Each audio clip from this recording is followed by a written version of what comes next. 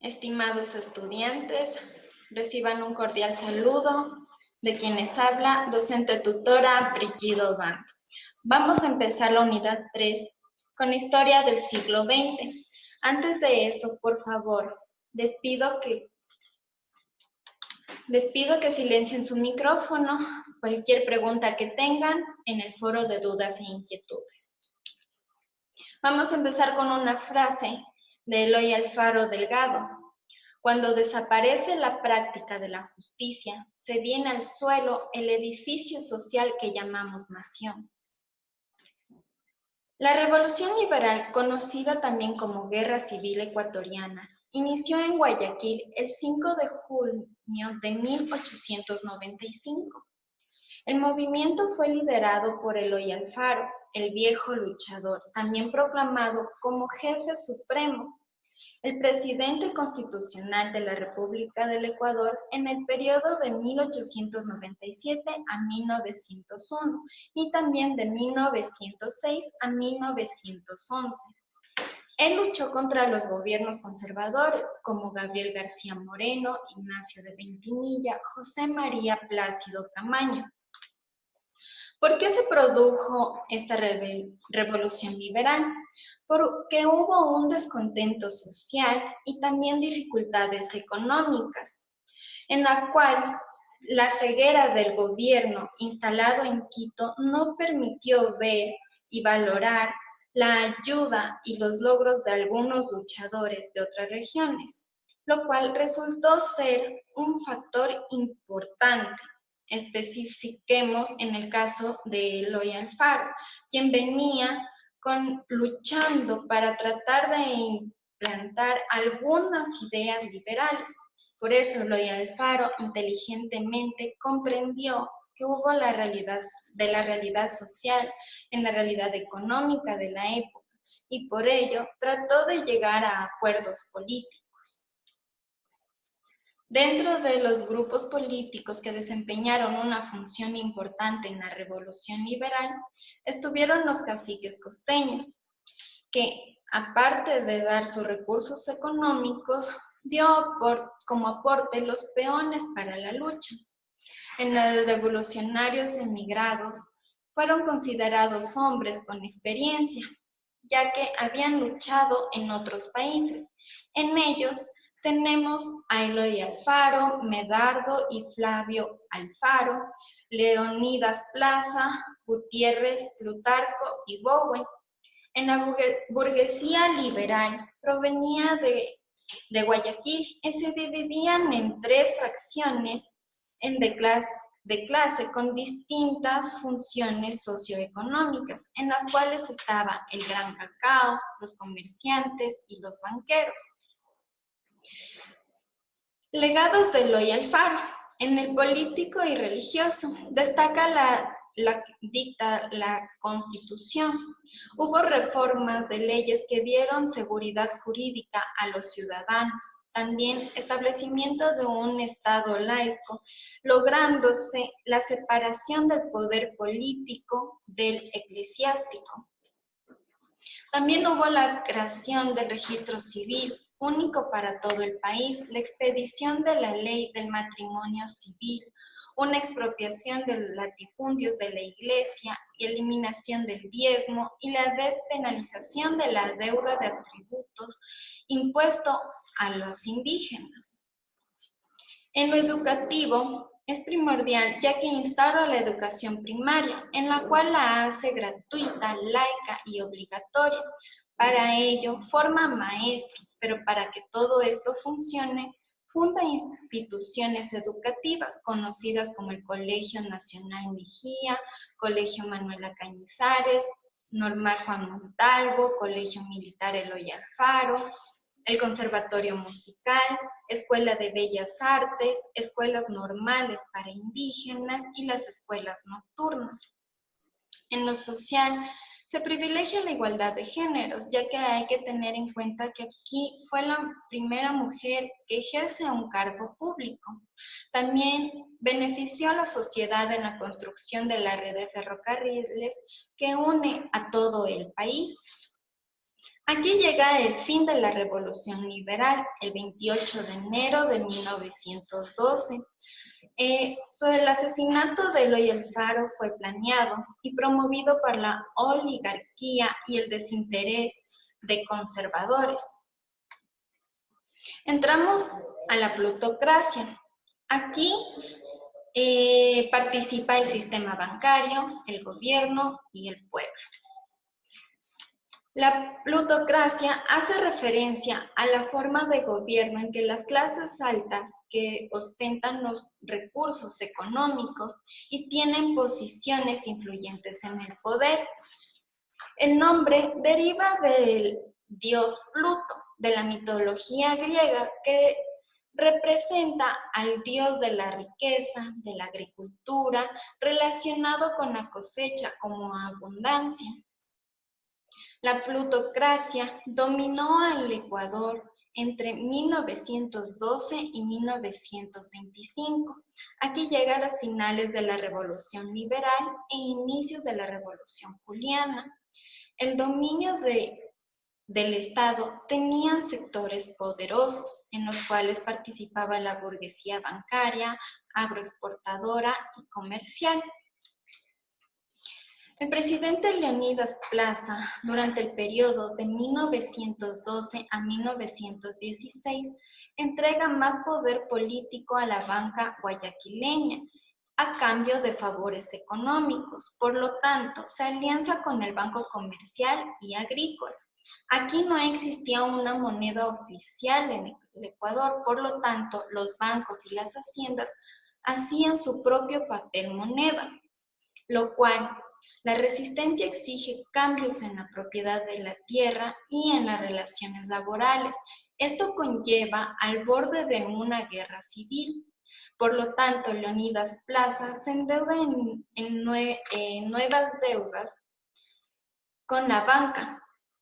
Esto hace que las leyes sean a favor de los bancos. Por lo tanto, por no haber un control, llega una gran inflación al país. Y esto hace que llegue la ley de la moratoria. Aquí se prohibía la expropiación del oro, también aplazó el canje de los billetes. En la banca empezó a incidir en la política económica y en las elecciones presidenciales y parlamentarias. Esta fue la forma como el poder de los gobiernos llegaron.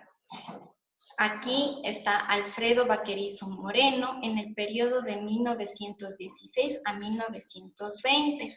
También José Luis Tamayo en el periodo de 1920 a 1924. Y Gonzalo Córdoba en 1924 a 1925. Durante sus mandatos lograron pagar favores recibidos. El país cayó bajo el poder de la banca, aumentando la desigualdad social y económica. Alfredo Vaquerizo Moreno adquirió la presidencia en el periodo de 1916 a 1920. Pertenecía a la oligarquía de Guayaquil. Él concedió amnistía a los conchistas, devolviendo la paz al Ecuador. También dictó políticas sociales beneficiando a la clase popular. ¿Cómo beneficiaba?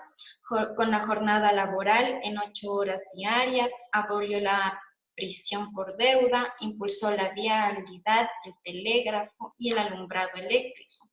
También cuidó de la educación pública y popular. Dictó política, también prolongó la vigencia de la ley moratoria y respetó la libertad de prensa. José Luis Tamayo, en 1920-1924, que también era otro representante de la plutocracia, en su presidencia, su ascenso al poder coincidió con la crisis mundial del capitalismo, lo cual repercutió sobre la cotización y la colocación del cacao. También en la crisis económica fue inevitable, ya que tomó algunas medidas para proteger a las clases pudientes, haciendo más pesada la carga a las clases bajas. Enfrenta manifestaciones, ya que aquí se unen los sectores obreros y los artesanos de Guayaquil. Ellos se unen por las medidas económicas injustas y también por los salarios bajos. El gobierno, por estas manifestaciones, envió a policías y militares para que reprimieran la manifestación. Lamentablemente, la masacre terminó con la muerte de miles de obreros.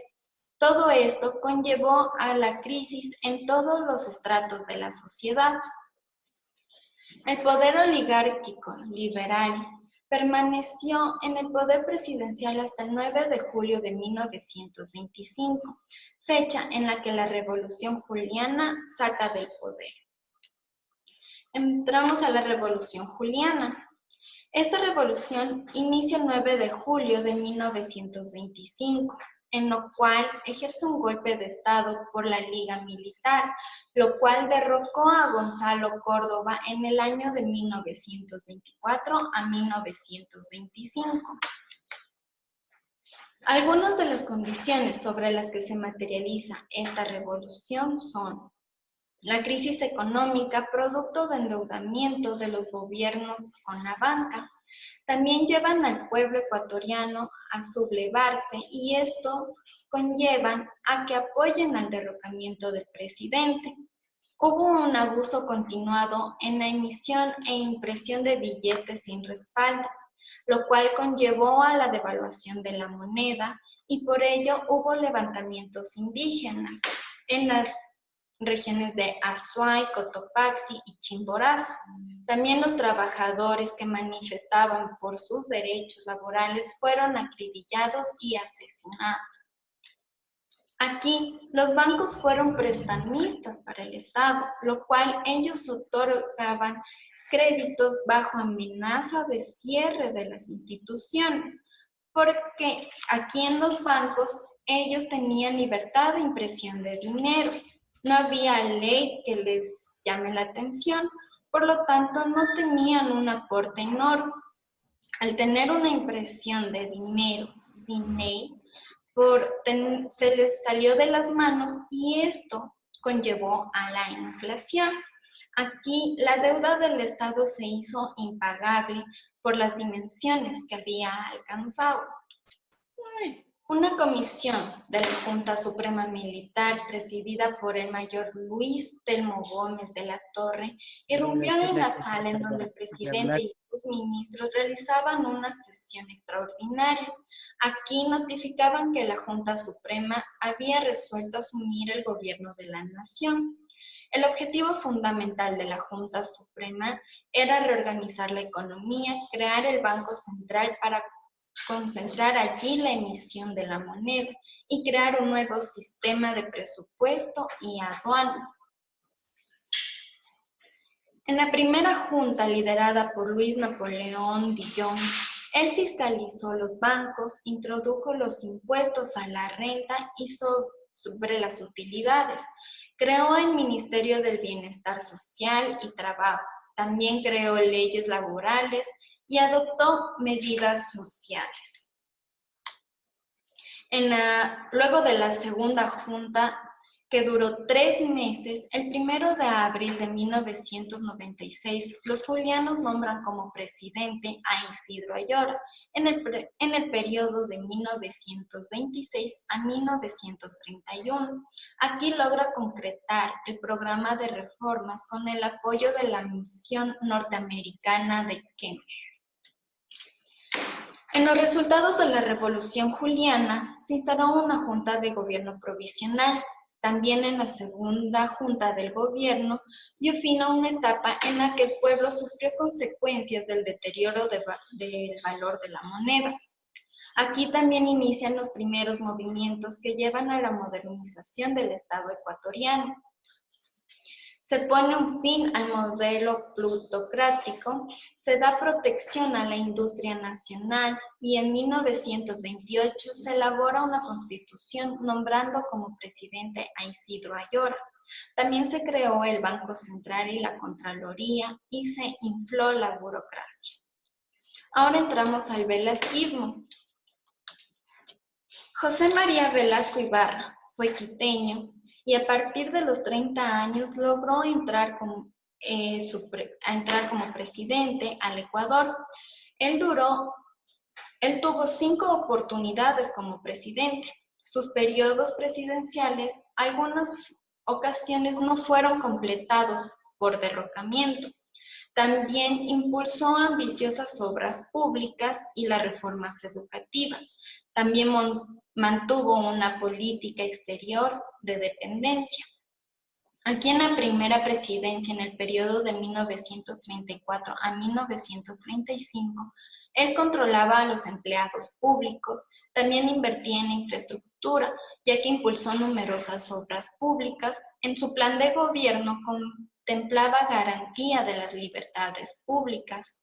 También impulsó la agricultura con canales de riego y caminos vecinales. También crea el gimnasio educacional femenino, la escuela experimental de Tumbaco, la granja agrícola de Tulcán, reabrió la Escuela Politécnica Nacional y empezó el edificio del Colegio Vicente Rocafuerte.